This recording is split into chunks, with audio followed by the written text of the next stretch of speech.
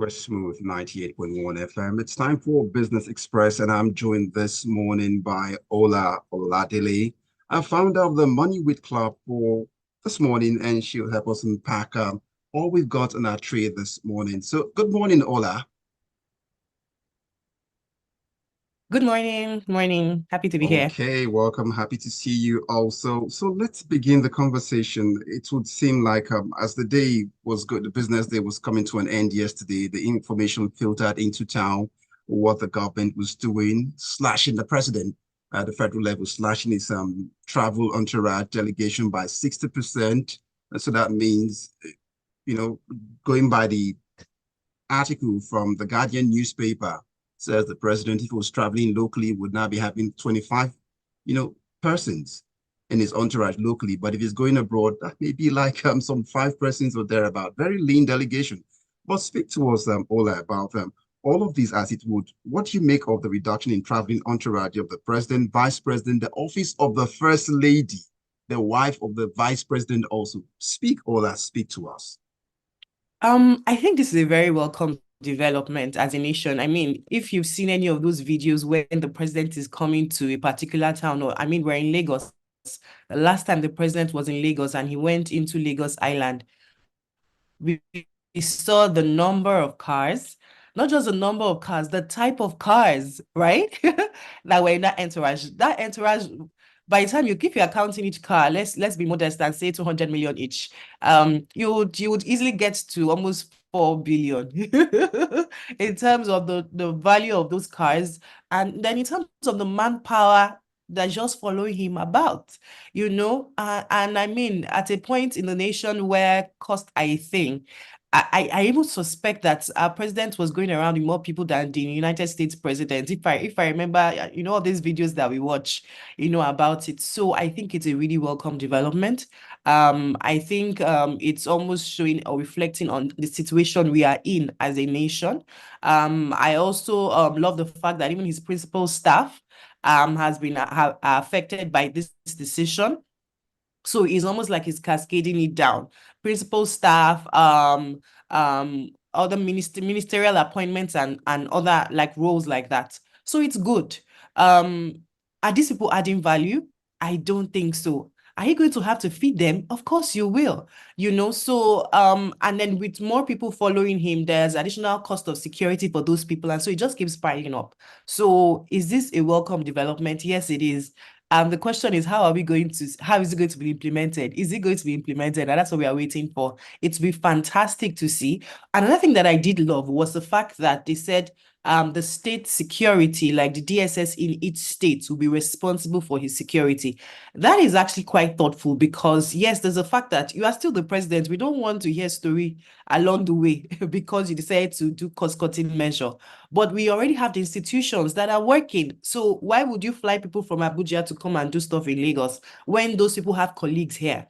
So it's almost like everybody begin to sit up to what you're supposed to be doing, and everybody will be better for it. Ola, for the optics of it, let's even look at the optics. This is the president of the most populous black country in the world, and you want him to just walk about with 25, or if he goes abroad with just 5 people. Is it really fitting in the optics for a masquerade of this nature? So you see, optics and being broke. It's just like saying that you're social media, because you're you're a social media influencer, then you are very broke. And then because you are a social media influencer, you need to buy a car. Instead of you to buy your small Corolla, you go and buy a G-Wagon. Plus the replacing tire, you'll be crying. Buying fuel, you'll be crying. Everything you'll be crying. So optics, I do not think it's a conversation right now. I also do not also think that, I think in particular, his entourage is quite massive compared to other people, other governments that have come in the past. So I do not think optics is even a conversation from any direction.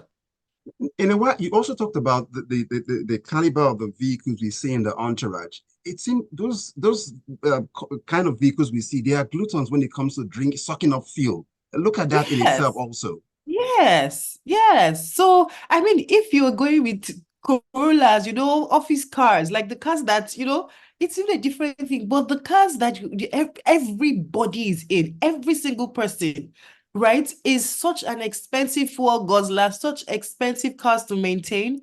It's not productive at all. It's not. That leads us up to, can you link the decision now of cutting costs and advise, when you also advise people in their personal life? So you see this, can you link it up to what this government is trying to do? And of course, when they always ask people, tighten your belt, more sacrifice from the citizen.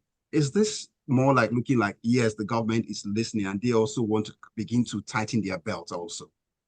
Yes, I mean, the fact is this, if the salary you are earning is not enough to meet all the things that you would want to spend money on, you have to begin to choose what is most important and focus on that. And that's literally what the government is doing. And it's something that every individual should take up as something to do. You can't say that because you're an influencer and things are not flowing as they should, or you would want them to, but you must live that life. The fact is you will go into debt, and you go into major debt, and you begin to your whole life you'll be on debt, like you'll be owing the world forever, right? So at some point, you have to just tie your belt, like they say. Okay.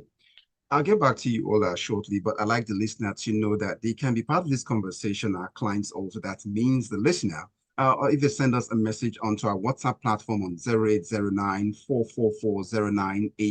WhatsApp messages only. You can also be part of this conversation if you raise down to youtube.com/smooth 981 FM Lagos. And of course, you can post at us on X at Smooth 981 FM. So let's get back into this conversation, which leads us to, how do you think the business environment now will react to this decision of the president? They're used to seeing this crowd around the president, and now it comes 25. If it goes abroad, sitting across the table with world leaders, 5 on this side, and then the other people. Isn't that less intimidating? To be honest, I think it's actually better optics, so especially outside the country. Like if you look at some of these videos of people following him, you just see that some people are just trying to be seen, and it's not really very, very nice to see. It's not very kind on the eyes. I literally just wonder, what are these people doing here? So, in my opinion, it comes with some set. It gives them it passes the message of seriousness. Okay, we're here to do business.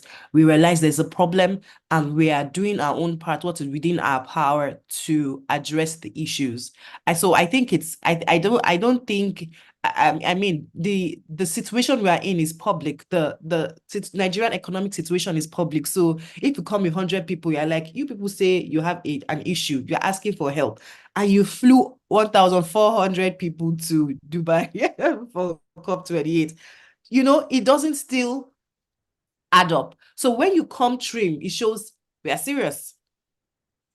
All right, so it's been less than 24 hours since this announcement was made, because also looking at what the ministries also do, there was this also saying that probably if it were for the going from the ministries, so you just need just 2 members of staff who are relevant to that travel, are the ones who can go with the person involved. So let's look at what's the perception now? How do you think the public will react to this news of slashing 60%? If I can say that I'm part of the public, I am very happy about it. Number one, the fact is that a lot of meetings you don't need to travel for. A whole lot of meetings, because there are very interesting platforms these days, such that if you are traveling for something, must be something that maybe requires a sign off or something. So the person with the hand signing, and maybe the person that would organize the documentation and make sure everything is kosher. Those are the only 2 people that need to be there. Every other deliberation can be done ahead virtually. So I don't think it should affect anything. I just feel like people will be sad, like the civil servants will be sad because their ESTA code has reduced, but it's just aligning with the reality of the country as a whole.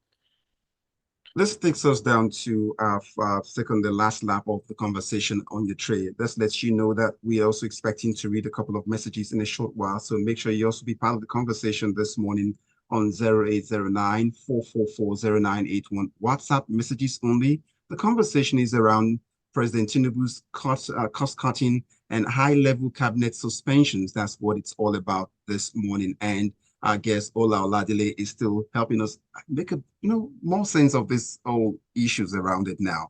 So the next item it would be bouncing off of the publication from the Business Day, where it was stated there that high-profile suspension from Beta Edu to Emefiele and a whole chronicle of what has happened. And we also see some other persons in ministerial agencies have also been affected. So let's look at this in relation to President making his high-profile suspension since he came into office, some of his own cabinet. Where would you rank corruption on the list, of challenges facing Nigeria, touching on some of this high-profile suspension? If there was a number before number one, that is where I would rank corruption, because we put corruption as a word, but what it really implies is that we have massive leakages when the account is not even balancing already, right? And so it's on two sides. One is the leakages, the actual leakages, money is going and we can't account for it. One. On the other hand is that there's no productivity. So for you to get one thing done, you must rub a number of hands along the way. And so it takes time if you don't, So there's an impact on productivity, which we need to increase our GDP. And there's also leakage on this small money we've been able to gather, right? So these high profile suspensions, right? I mean, if I believe that they've done their investigations and the information is correct, and if they are correct, then I mean it's a massive step in the right direction. We hope for sustainability, and ideally, I mean, it's not just suspending. If you have broken the law, I mean, that's really where you should go, but we don't really do these things much in Nigeria, but that's where you should go, towards the law. The final item on your tray this morning, Ola, I was tempted, what I was almost going to call you, but then you were not, your name was going to sound like the name of the person in question, but let's move away to the final item here quickly. That's relating to the business people now. The government doesn't have business in business, but the business community, they have a way to see how our government conducts its business. And so this leads me to the final lap here saying, how do you think the business community will interpret these suspensions of the latest being Beta Edu of the Humanitarian Affairs Ministry and the convictions? Do you think this will convince people now that Nigeria is back and means business, real business? I think it's too early, to be honest. I think it's too early because suspending someone is different from summarily dismissing a person. That's one. Number two, they did not show any due process. So there was no communication of you've gone through some kind of disciplinary committee, blah, blah, blah, to show some kind of process that we know that everybody knows this is the process before you get to this decision, so that we can plan. Not that somebody will randomly wake up tomorrow and find that they are out of the job for no reason. So those are the things beyond just the actions in front, the process around it, the systems in place, such that if we know there's a system that is applied to everyone, then we know that we can all align with it. But this is good. Why? Because if there's a leakage and you are stopping the leakage, yes, we made progress, but I think it affects Nigerians more. But from an investor perspective, an external investor perspective, we need more of a due process, a system type of thing than arbitrarily announcing overnight that someone has been taken out. All right, looks like a fine place to get into the messages. Tayo, what are you typing forever? But let's pick up a message from Tayo this morning. It says, my president was in Lagos for December holidays and traffic affected my movement to Aja at Lekki, left home on Thursday and didn't get back till Friday. He didn't even ply that route and it was a poor and unnecessary security measure. I'd rather see the slashing of cost implemented than being announced. That's how Tayo sees it until he sees the results, how much it saves. Elkomo comes up with a message and he says, the federal government of Nigeria did not fly 1,400. They've clarified hashtag COP28, Ola. The government clarified that its envoy was made up of 128 people, while all Nigerians who registered for the event were considered as Nigerian delegates. That's from Elkomo, keeping that one in for the records.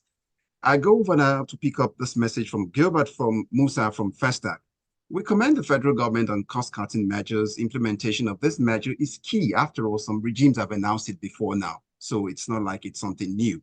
On vehicles currently being used by the federal government officials, can't we scale down to less expensive vehicles during Obasanjo's regime, 1976 to 1979, as the first coming then? Peugeot, that's one of the brand you mentioned now, was the official government vehicle. Also, during the IBB era, also, that too was the brand. Okay. And final message from Tayo. This matter is interesting. One has confessed to have taken 44 billion. Another requested for 500 million. And another had the company enjoying government patronage. Of course, Nigerian reporting of event is not complete without the word allegedly. In any case, Ola, the tray is empty. Thank you so much for your time this morning. We appreciate Thank you. Thank you. Have a great day. And Bye. that's how we bring Business Express to a close this morning. We've been looking at President Tinubu's cost-cutting and high-level cabinet suspensions. And our guest today has been Oladele, the founder, Money with Club, this morning. Stay tuned. It's still Smooth 98.1 FM. Good morning.